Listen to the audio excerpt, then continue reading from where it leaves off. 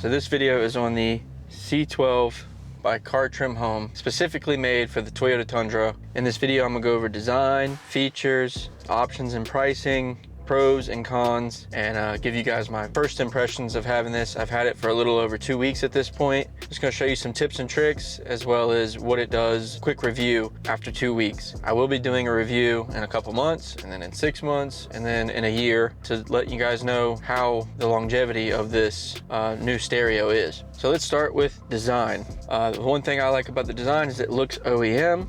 It mimics the new Tundra that is a 2022 and up, so they have that big 14-inch screen. This has a 14.6-inch 1080p screen. It runs Android, so you can run all your apps. I like how it relocates the AC vents so that it can give you this wider screen. So the vents are moved out and kind of pointed outward, but they still connect to the factory location. It replaces this silver bezel here. You can get it in black or silver, but it replaces these two pieces on each side. It's all actually one piece from the factory. This is a piece, and then the radio is a piece for this kit, but it replaces that whole setup there. Fit and finish is really nice. I mean, it lines up perfectly, but it creates the room with moving these vents outward, and they're totally functional. They move left and right, up and down. You can close them off, all that stuff, but they do look like the new Tundra vents. Widening them out and pointing them outward a little bit and redirecting the air from the factory location to where these vents are, create this space here where you can fit this 14.6-inch screen. I like that it doesn't replace your AC controls, makes it a little more simple, and if something happens to the radio, you can still heat and cool your vehicle. Replacing this with a touchscreen, I just don't like. I like the buttons and knobs and everything. I like the tactility of it. But B, it also creates more issues where you can run into that you'd have to put your factory or, you know, whatever stereo you had back in there just to get your AC controls if something were to happen to the stereo. And the more things you put on the screen, the more that can go wrong if something goes wrong with the screen. So I like that it keeps the factory AC controls, but still gives you the big screen. It's not like a vertical screen that replaces your AC controls and the radio. It also allows, because it's a widescreen, for video watching, which is way better on a widescreen than a vertical screen. I like that it's a plug-and-play harness. There's no Maestro boxes or anything like that. There's no wiring harnesses or dash kits or anything else to buy on top of the stereo like you do with traditional factory radios. This is all in one. Everything comes with it. They even give you the pry tools to pry your trim out. So the wiring harness is all plug and play. You get 2 harnesses depending on the year and trim of your vehicle. So it will work from a 14 to a 21, basically the 2.5 gen Tundras that refresh from 14 to 21 before the new gen. They give you both harnesses depending on your trim and year. You just plug in whatever one fits. You can't plug it in wrong. They only fit one way, so don't force them, but they should slide right in. Use the harness that lines up with what your factory harness has. It does have an integrated microphone right here, 2 little oblong dot. That's for your factory or your integrated mic. This little circle here right below the mic is a reset button. You can stick a paper clip or like a semi-jack tool in there and it'll reset and restart everything. It retains the steering wheel controls, so you don't have to program them. There is an app, so this will let you control the steering wheel controls. I haven't really played around with it or tried to figure it out because all the steering wheel controls are pre-programmed and they work just like the factory ones did. So I haven't had really much issue. So you control the volume with the volume on the steering wheel. It retains the reverse camera. So if I throw this in reverse, you can see there's my reverse camera. It retains the factory USB. So the port down here at the bottom has a harness that retains that. All your factory stuff's retained. It's all plug and play. I really like that. It makes it really simple. And the price is all in one. You're not buying a radio and then having to figure out which dash kit you need, which harness you need, you know, Maestro or steering wheel control box you need, and then programming that. Once it's just, you plug it in and it works.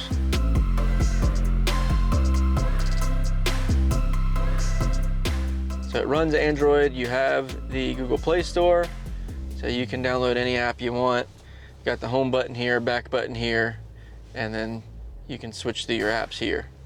All streaming apps work, all that stuff, so you can watch YouTube or, you know, YouTube TV or, you know, Prime, HBO Max, Netflix, all that stuff. All that stuff works. Your streaming apps work, like Apple Music, Spotify, Sirius XM, Basically any music or radio that you want to listen to is going to work. It's because it just runs Android. This is basically just an Android tablet. The UI is nice. If you look here, if I open my door, shows the Tundra opening the door. This is customizable. It is the new Tundra. I wish this was like the 2nd gen Tundra. You can customize your license plate color. You go over here, you can do the Tundra, and then you can change your color to whatever you want. I mean, it's really customizable. I really like this. And then when you're driving, it'll go down and it looks like you're driving on the road, and then it gives you your speed right here above. So really cool. And anytime you open a door or whatever, it shows it on screen. It's really cool.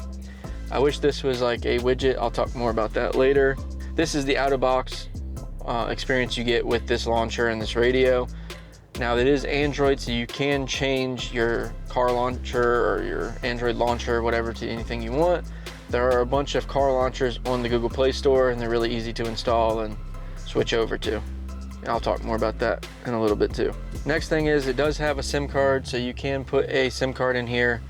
I have a prepaid like 50 gig for a year, so it's 365 days, you get 50 gigs. I mostly hotspot to my phone, but it is a nice backup to have if I just want to stream music real quick or load a map if I don't want to hotspot to my phone or my phone dies or whatever. I have that backup data. It wasn't terribly expensive, and granted it is for a year, it's not a monthly cost. I have that in there as kind of a backup, but most of the time I'm hotspotting to my phone.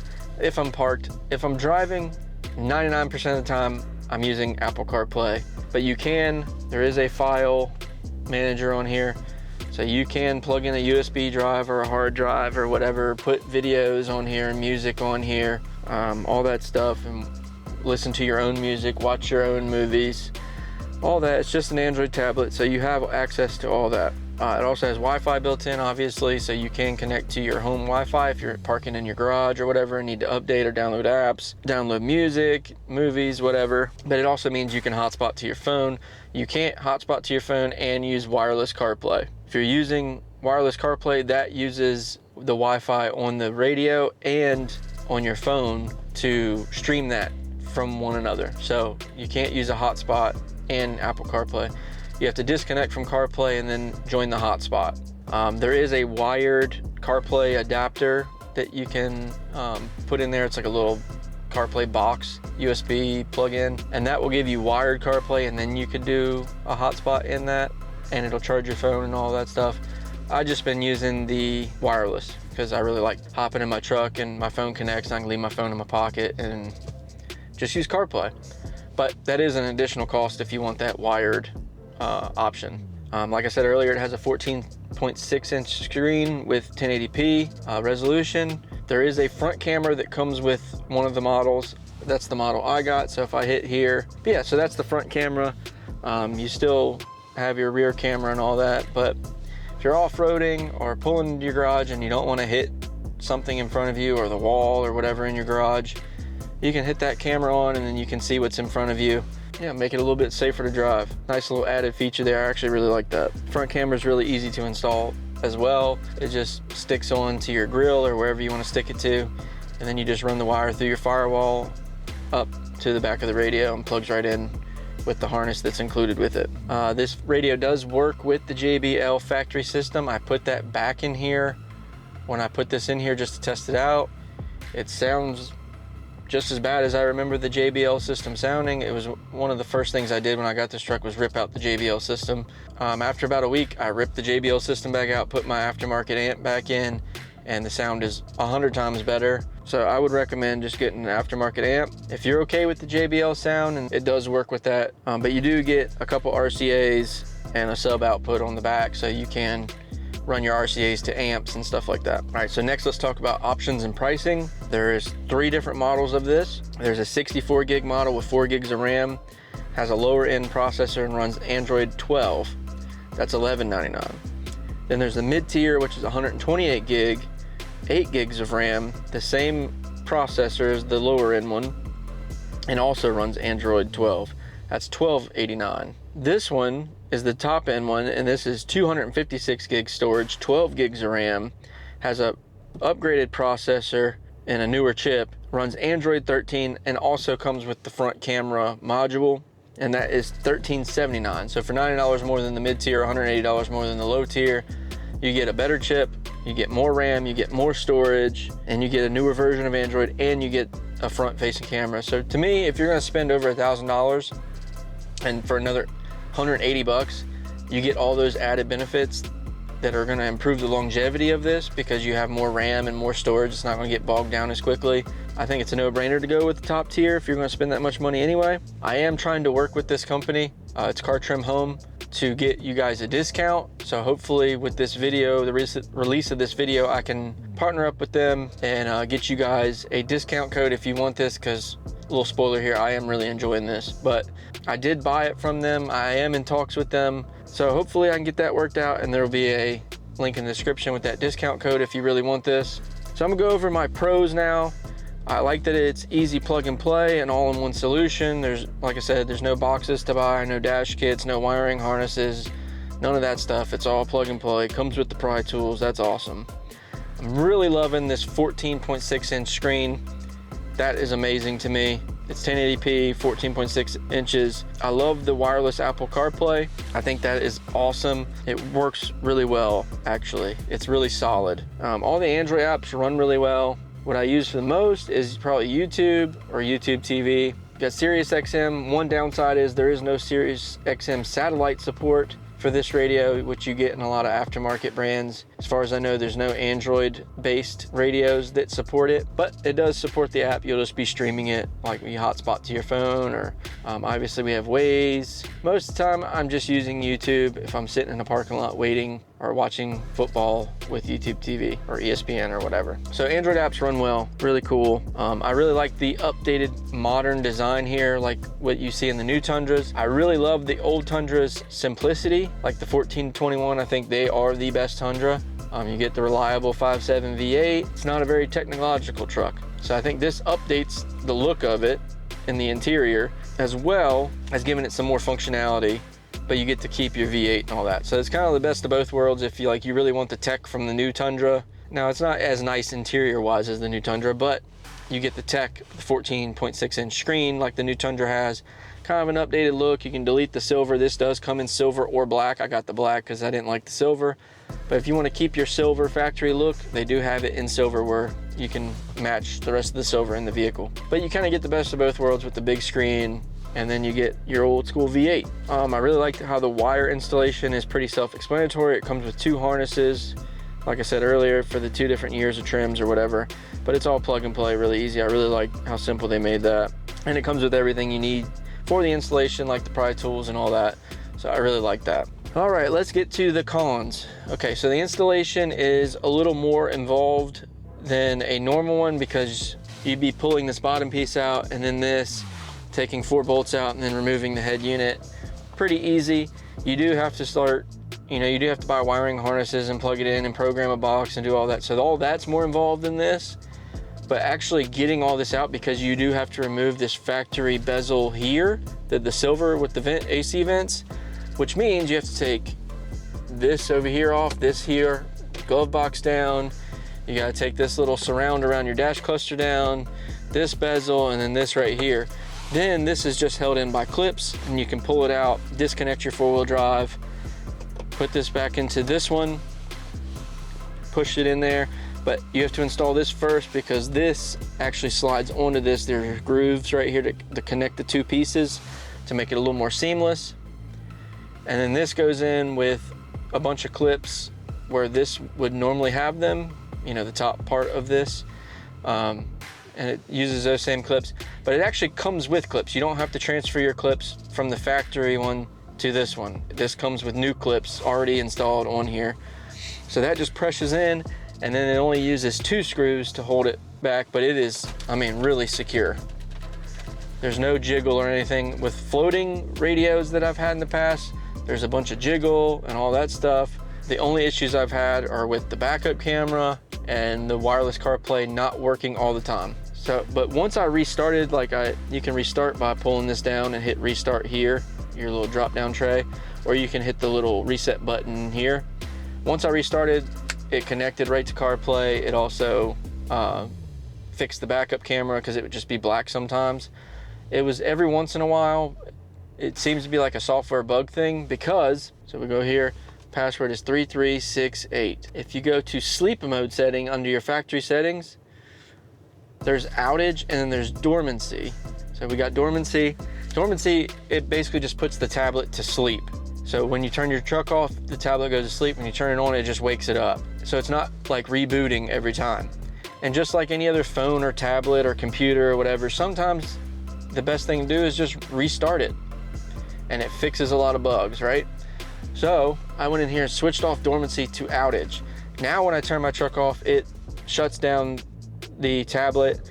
And when I turn on my truck, it reboots. Yes, it takes a little bit more time to reboot. It's like 10 or 15 seconds versus just a few seconds. But since I've done that, I've had no issues with the backup camera, no issues with CarPlay connecting right off the bat. It has to be a software bug of it going to sleep and waking up, sleep and waking up, sleep and waking up. Eventually it causes a bug. So I would recommend turning that on to outage and just waiting the few extra seconds and not having to deal with restarting it as you get in the truck. But you may not care, you may just want to do that, and then when it does mess up, you just hit the little reset button and then you're good. But to me, it's not that bad of a wait time. It's like 10 or 15 seconds. As soon as the splash screen logo goes away and it says Android, once it says Android on there, your reverse camera will work and all that. So before it even like really boots up all the way, you will have access to your reverse camera and all that. I just wanted to mention those two quick little bugs and how to fix that. Like I said, since I switched that, no issues. I've had my issues with aftermarket radios with steering wheel controls not working and then I have to restart the radio or backup camera. All of them are going to have some issues. This may have a little bit more because it's a computer, but like I said, turn it off to outage so that it turns itself off and reboots every time you start your truck. I think you're better off that way and it'll get rid of a lot of the bugs. The other con is there's no SiriusXM satellite support like I said earlier, but you can stream it in CarPlay and you can stream it in the actual Android app itself. The UI is a little complicated. This is where, so I just put this back on here to show you guys. I actually switched my launcher to a different launcher I'll go over in a minute. But you have your navigation here, your Google Maps or whatever. Whatever's playing will show up right here. And then you have your car. I wish this was a widget so that I could use it with other launchers. But you have your Google Maps right there, boom. You got your phone there. Whatever music app is playing there. There's all your app drawer, settings. These two you program. So I have this one set up for CarPlay. This is your CarPlay screen. If you hit the settings, make sure you do 5G high FPS over here, which make it a little bit smoother, and an auto connection there so that when it boots up, it automatically jumps right into this and auto connects to your phone. And then right here, I have the camera. So this is gonna be the front facing camera. But these two spots are programmable. These are all fixed. I don't like that. I wish I could change all of these to whatever apps I wanted to, but these are fixed. And then you get two right here that you can program to any app you want. As you can see, that's it. That's the whole home screen there is just that. What I run now is called Vivid Car Launcher. Let me go in here, go to settings. I'm going to switch this back to my default car launcher. There we go. So now, let's say I open Google Maps and I hit the home button, it's going to take me back to this now. So this is now my launcher or my home screen, and this gives you, YouTube or Apple Music, whatever you want to play. Here's your navigation with Google Maps, your weather, and your speed, and then you can add more stuff like shortcuts and a clock and whatever. Really like that. And this is totally customizable, so you can put whatever apps you want down here. So we have the home button, we have Google Maps, SiriusXM, my app launcher, which is now this. I find this launcher to be a little more responsive, and you have search, and you can reorganize it however you want alphabetically, or you can just customize it. The other one, you couldn't customize at all. The apps were where the apps were, and that was it. Then we have CarPlay, Android Auto, whatever. Then I have my cameras, then I have the settings button. If you click over here on the clock, there's your 4G, there's your Wi-Fi, Bluetooth, mute button, screen brightness, so you can adjust your screen brightness right there. Your volume, so you can turn up the volume up and down. That just turns the screen off, and then that's the actual launcher settings. And you can adjust all that stuff too. There's a bunch of videos on Vivid Launcher. But yeah, so I really like this launcher for this stuff. So here you have Apple CarPlay. You have no lag at all. You can run Waze, you can run Google Maps, whatever map app you open last, you get over here. And then whatever audio or phone call or whatever you get right here. This home screen on other units like Sony or Alpine or whatever, on the like floating units that are usually 9 to 11 inches, seems cramped. On this 14-inch screen, I love this. I use this all the time now. I used to switch back and forth. I keep it on maps, and then when I want to go to audio stuff, I just tap on the audio, tap back to the map, and jump around like that. With this, I don't have to. I just hit this. Like, there's your home screen, you swipe left, there it is. So this gives you the maps. It's plenty of space to see where you're going and all that, and you can read everything here, and it gives you the full controls. I really love CarPlay on this unit. Anyway, back to the cons. There's no installation instructions. They do have a video. It is not in English, but it is a pretty long video in detail. Like, they get close up and show you, and they tell you how to take off each panel that you pull off and how to install this whole thing and put it all back together. If you're good at just following directions visually and don't need a verbal explanation, you'll be fine. If you've put stereos in or worked on trucks before, you'll probably be fine. Most of it is just clips, right? Like, most of the interior is just held on by clips. So just be gentle, take screws out when you need to take screws out, pop the clips. But if you follow their video, you can just mute it. It's not in English, and follow step by step what they're doing, you'll be fine. Like I said, once you get that out, plug and play, and then put everything back. I would say highly worth it. I highly recommend this as of now, after 2 weeks of ownership. That could change down the road if it starts to crap out. Like, I'm gonna tell you guys, I'm gonna update this review probably every couple months. We'll say like maybe 2 or 3 months in, and then 6 months in, and then a year in. If it's good at a year and nothing's changed and it's not starting to crap out or anything, then I think we're good with that being the final review. But so far, I'm loving this unit. I highly recommend it. It is, I don't know if I could go back to a normal radio now.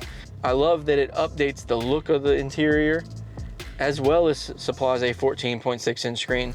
And then it runs Android as just like icing on the cake, that you can run all these other apps and stream video and stuff like that. All that's cool. This is the main thing I worry about. I want the biggest screen possible for CarPlay so that I can have maps and this open. And it makes the touch targets really big, so when you're driving, the bigger something is, the easier it is to not have to look at it and touch it, which is really nice. I can't recommend this enough. As of right now, I will keep you guys updated. If you like this video, if you like this head unit, make sure you hit that like button. You want to see the reviews, the long-term reviews, make sure you subscribe to the channel. I'll have a link in the description below where you can find this unit. It's from Cartrimhome, and I'll be working hard to try and get you guys a discount code on that. If I do, that will be in the description along with the link to the actual unit. I highly recommend it. If you love your 5.7 V8 Tundra, but you really want that big screen from the new one, this is the way to have the best of both worlds. Anyways, guys, I will see you in the next one. I'm out.